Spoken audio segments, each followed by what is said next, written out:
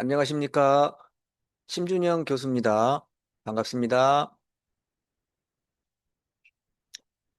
저는 현재 국제뇌교육종합대학원대학교에서 뇌파와 생체 신호 연구, 뇌건강과 운동 처방 등을 주로 강의하고 연구하고 있습니다. 그리고 이번 학기에도 글로벌 사이버 대학교 브레인 트레이닝 학과에서도 뇌건강과 운동 처방이라는 과목으로 강의를 하였습니다.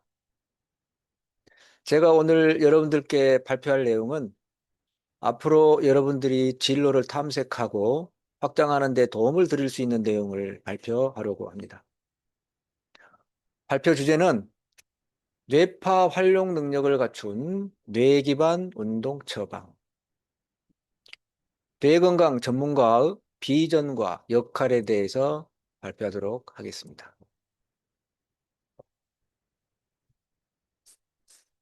왜 지금 뇌 기반 운동 처방인가? 현재 건강에 대한 이론적 틀이 전환이 되고 있습니다. 근데 기존에는 체력 증진을 위해서 근육량을 늘린다거나 심폐기능을 향상시킨다거나 하는 쪽에 에, 중심이 되었다면 요즘에는 뇌 중심입니다.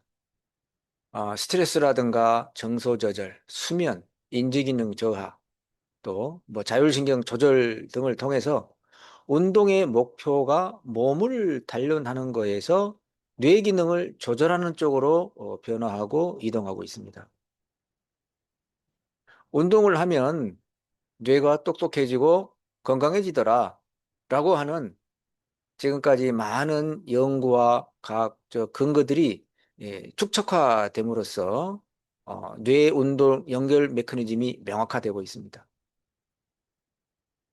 전 세계적으로 요즘에는 고령화 사회에 도달을 했습니다. 이에 따라서 정신 건강과 관련된 부분도 많이 위기로 대두되고 있죠. 이제 고령자들이 많다 보니까 이런 의료나 약물 중심의 개입이 많고 이에 따라서 사회적 비용도 폭발적으로 증가를 하고 있는 실정입니다. 근데 이러한 측면에서 비약물적이고 비침습적이며 지속 가능성이 있는 개입의 측면에서 뇌 기반 운동 처방의 필요성이 급증하고 있습니다. 요즘은 AI 시대이죠.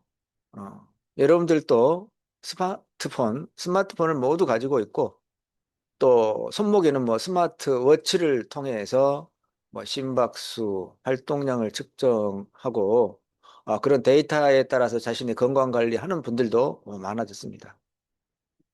그래서 이런 정량화 뇌파나 이런 웨어러블 생리 신호에 기반해서 맞춤형 관리에 대한 수요도 급증하고 있는 그런 실정입니다.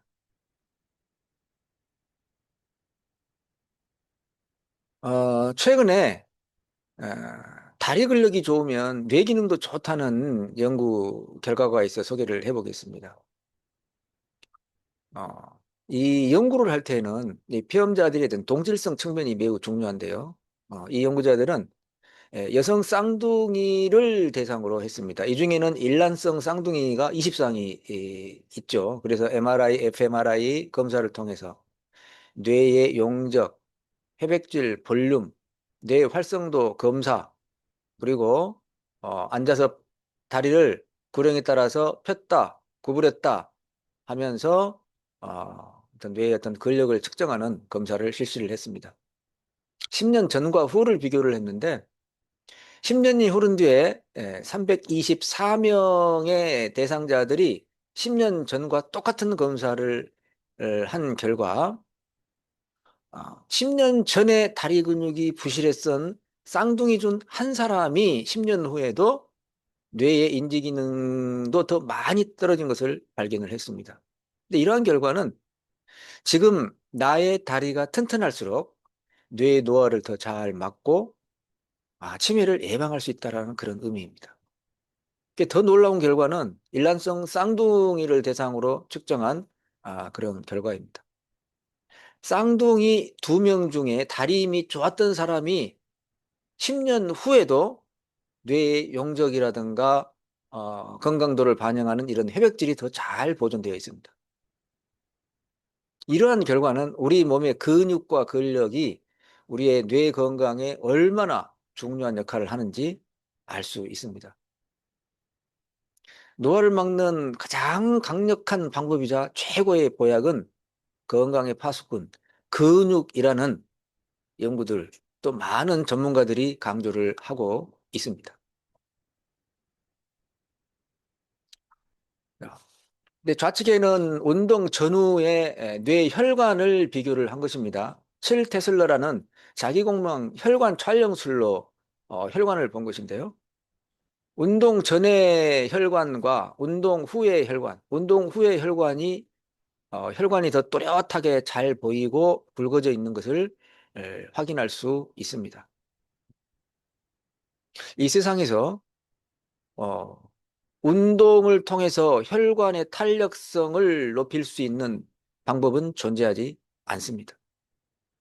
오른쪽에도 보면은 우리 몸의 모세혈관 분포도를 지금 보여주고 있습니다.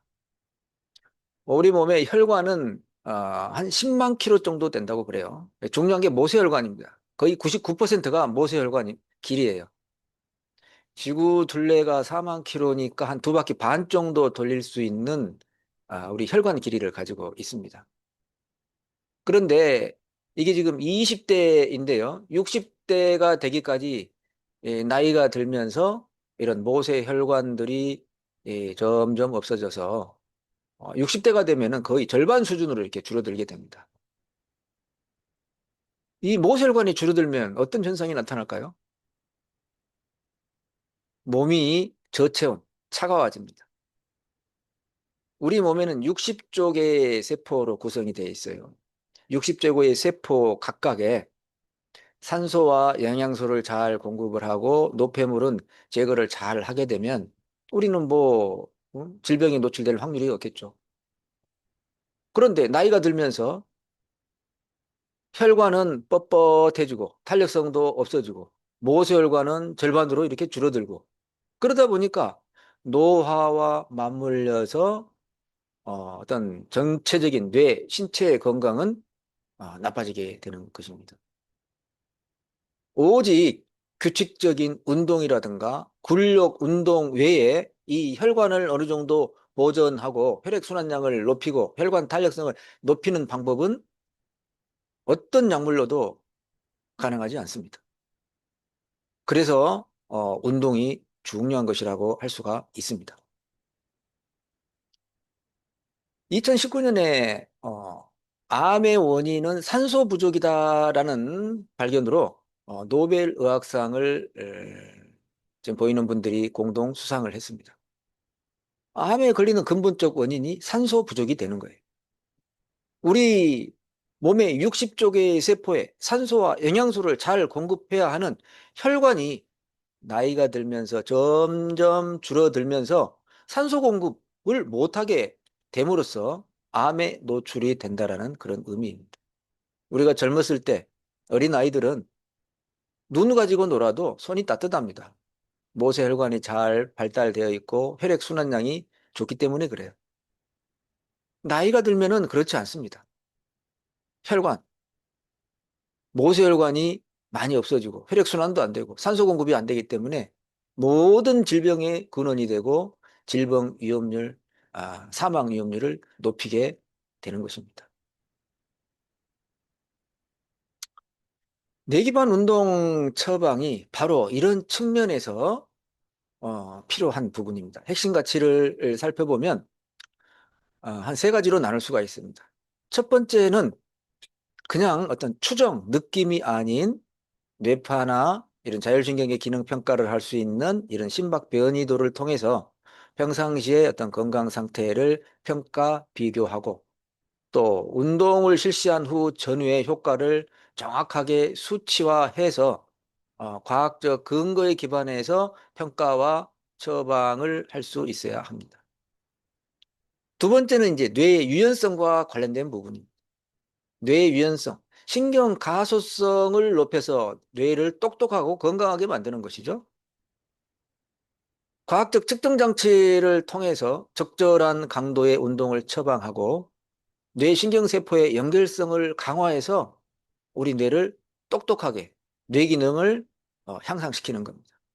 뭐 그러면은 뇌 구조나 기능에 긍정적 변화를 유도할 수가 있겠죠. 이 마지막에는 통합적 솔루션입니다. 신체나 정신 건강이 우리 뇌라는 컨트롤 타워를 통해서 통합적으로 관리되면서 전인적 건강 관리를 하는 것입니다. 우리 신체와 정신, 뇌는 유기적으로 연결되어 있죠. 바로 이렇게 포괄적 웰니스 솔루션을 제공할 수 있다는 점이 핵심 가치라고 할 수 있습니다. 뇌 기반 운동 처방에서 가장 기준이 되는 게 우리 뇌를 먼저 알아야 됩니다. 그래서 이 뇌파 검사가 매우 중요한 부분을 차지하고 있죠.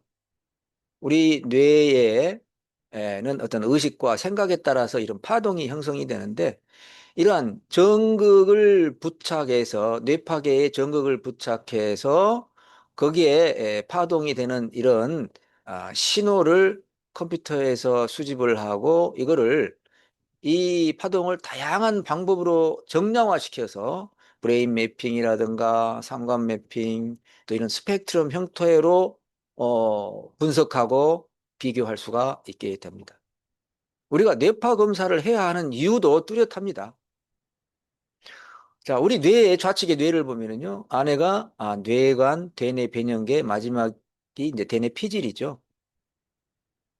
우리 어린 아이들 뇌를 보면은 배고플 때만 깨었다가 그 외에는 또 자요.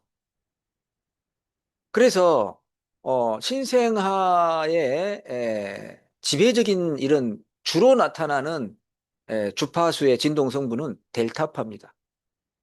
1초당 2번에서 3번 정도 진동하는 성분을 이제 우리가 잠잘 때 나타나는데 우리 성인에게는 잠잘 때 나타나는 게 델타파예요.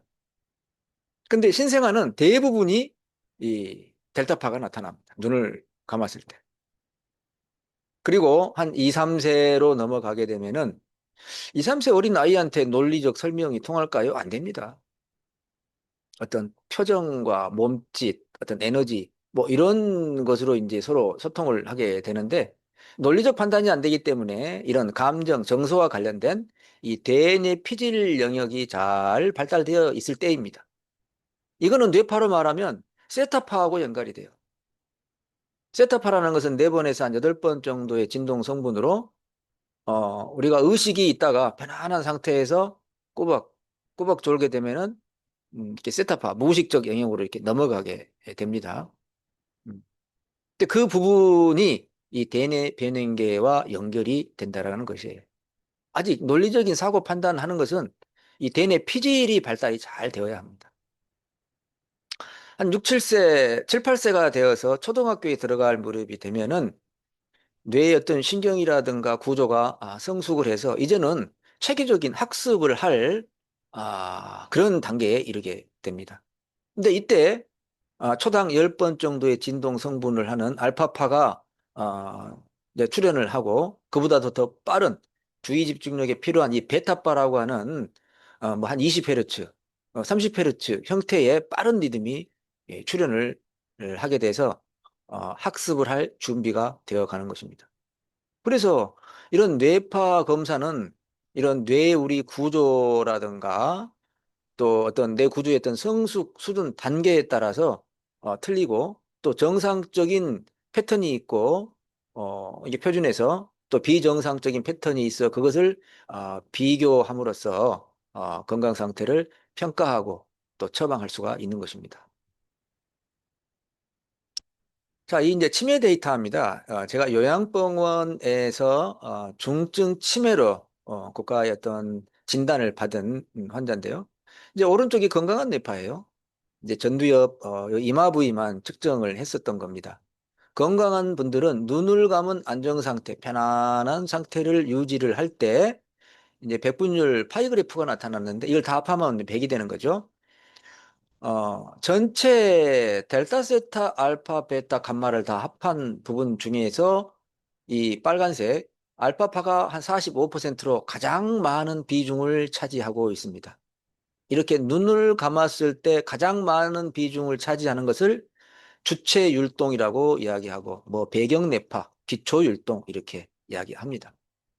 그래서 눈을 감으면 당연히 한 30% 이상 이 알파파라는 게 10번 진동성, 이 X축은 가로축은 신경세포의 빠르기를 의미를 합니다. 신경세포가 빠르게 움직이는 거 10번 움직이고 20번, 40번, 50번. 그래서 10번 정도 진동하는 성분을 알파파라고 하는데 이 알파파가 한 40% 형태로 이렇게 출현을 하는 것이 건강한 뇌파입니다. 그런데 중증 치매 환자들을 측정해 보니까 10Hz가 아니라 그보다 더 늘어져서 7, 6Hz 정도 보라색에 있는 부분에서 피크가 이렇게 나타나고 있죠. 피크가 나타났다라는 것은 중점적으로 주로 출현하는 주파수가 그 위치다라는 것을 의미를 합니다. 그래서 나를 지배하는 지배 주파수라는 개념도 있고 또 우세 주파수라는 개념이라는 용어를 사용을 합니다. 나를 지배하는 지배 주파수가 뭔가에 따라서 표준 범위와 또 거기에 벗어난 어떤 범위에 대해서 비교를 하고 각 부위별로도 축두엽, 전두엽, 주전이 부위별로도 비교를 하면서 뇌 기능 평가를 할 수가 있게 되는 것입니다.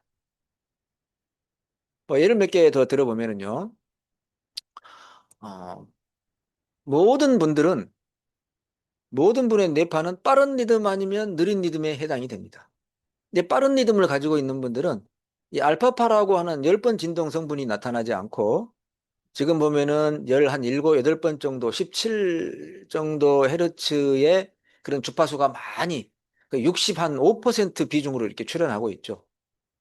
눈을 감고 아무리 편안하게 안정을 시켜도 뇌는 계속해서 빠르게 움직이고 있습니다. 안정이 안 되는 거예요. 그러한 형태로 지금까지 살아오면서 뇌의 회로가 정착 형성이 된 겁니다. 그래서 이런 분들의 특징은 빠른 리듬을 가지고 있는 분들은 이런 스트레스라든가 주의 집중력 또 어떤 예민한 그런 패턴을 가지고 있습니다. 그래서 나중에 저녁에 잠을 잘 때도 빠른 리듬이 빨리 없어지지 않으니까 수면 장애를 겪게 돼요. 수면에 들어가는데 굉장히 어렵고 피곤할 때는 뭐 떨어져서 잘 수가 있겠지만은 또 빨리 깨버립니다. 그런 뇌의 어떤 형태를 가지고 있기 때문에 이게 이제 빠른 리듬을 가지는 분들이에요. 또 어떤 분들은 또 느린 리듬과 빠른 리듬이 공존하는 것도 있습니다. 보통 여기 점선을 간격으로 이걸 1초 간격인데 여기서 여기가 1초 간격인 거죠. 1초에 여기 골짜기에서 산 골짜기를 한 주기라고 합니다. 그래서 이게 몇 번 진동하는가에 따라서 뇌 신경 세포들의 움직임을 파악할 수가 있어요. 자, 그래서 1초당 몇 번 진동했는지 보면은 한 번, 두 번, 세 번, 네 번, 다섯 번, 한 여섯 번 정도 진동을 하고 있기 때문에 6Hz의 진동 성분의 세타파형을 보이고 있습니다. 그래서 이 보라색 6 정도의 피크가 형성이 되어 있고 여기는 한 11번 정도에 하나, 둘, 셋, 넷, 다섯, 여섯, 일곱, 여덟, 아홉, 열, 11개 정도가 나오기 때문에 막대 그래프로 시각화돼서 11Hz 정도에서 이렇게 알파파라고 하는 피크가 형성되어 있는 것입니다.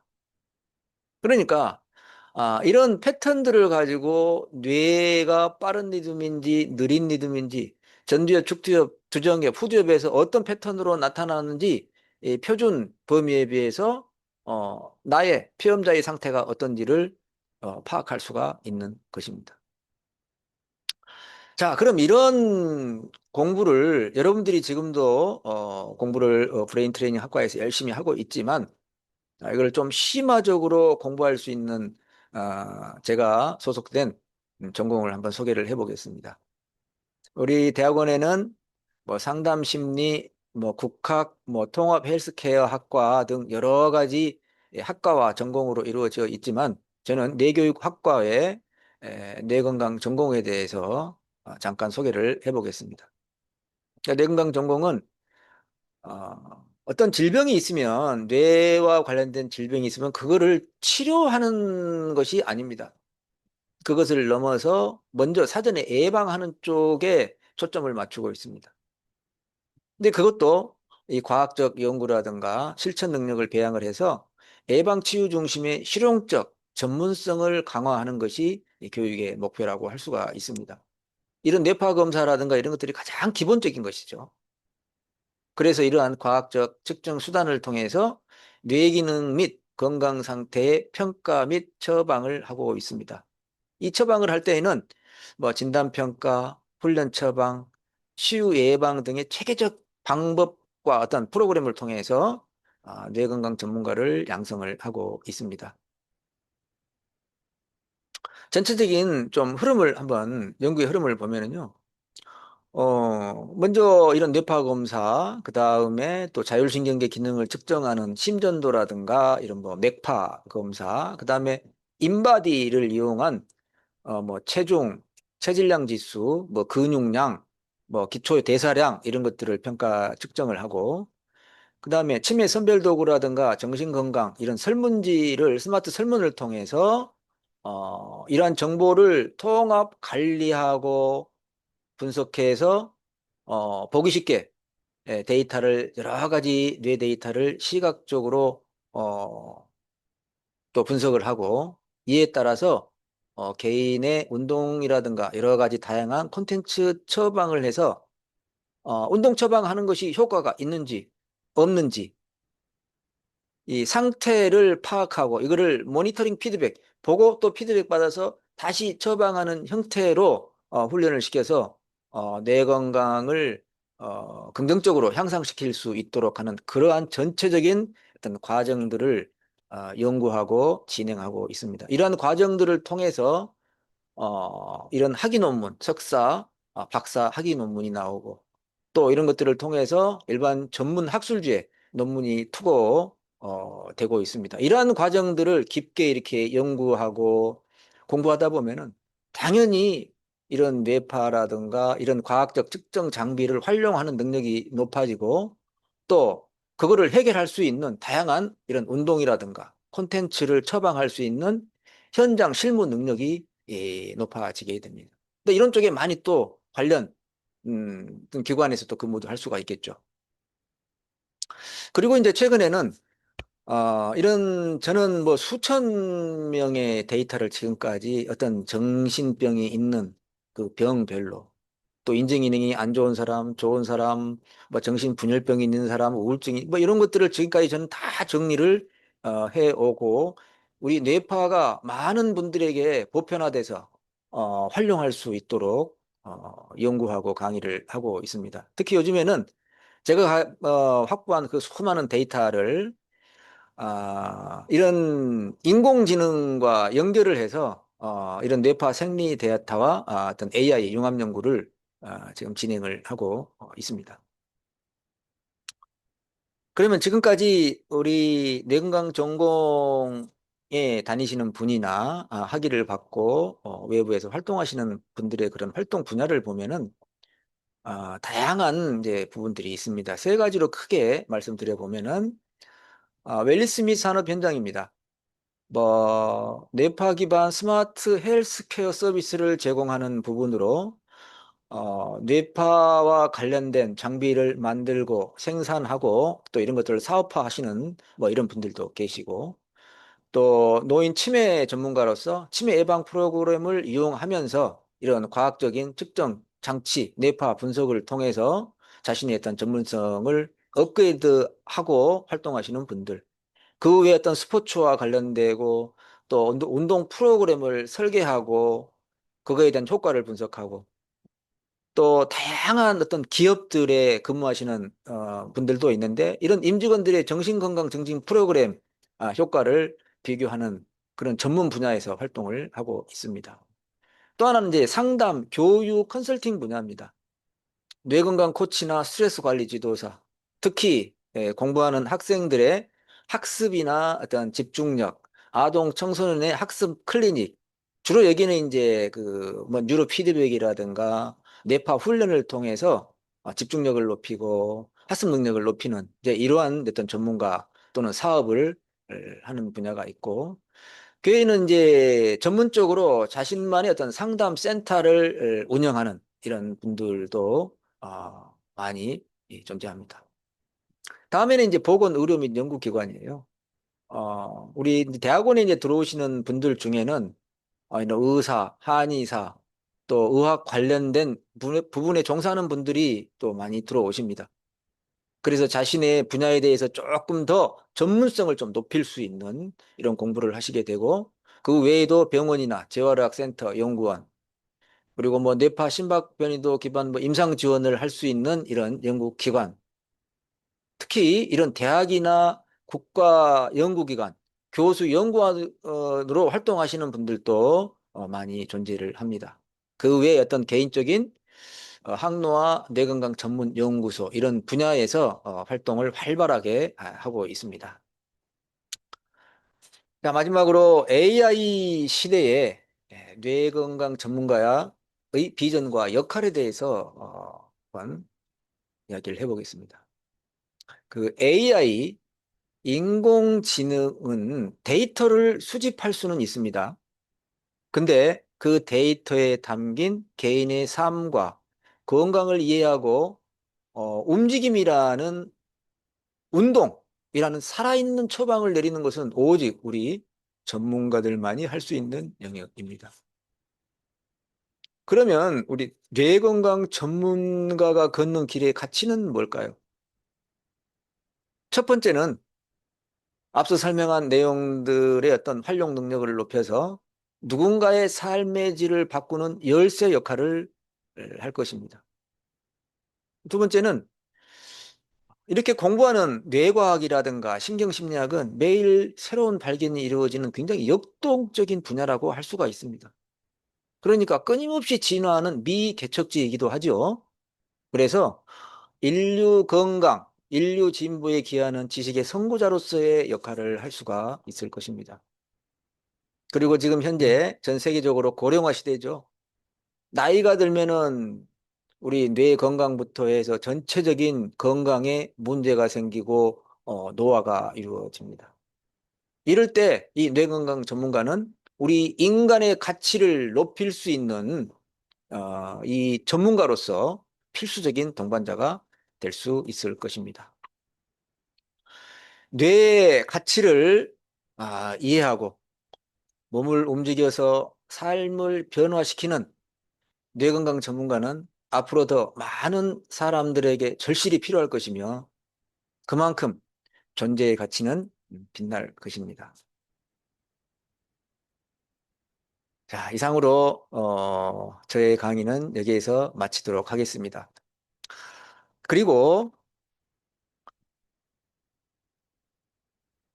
앞으로 대학원 진학이나 뇌건강 전공 분야에 대해서 궁금하신 분들은 언제든지 상담을 환영합니다.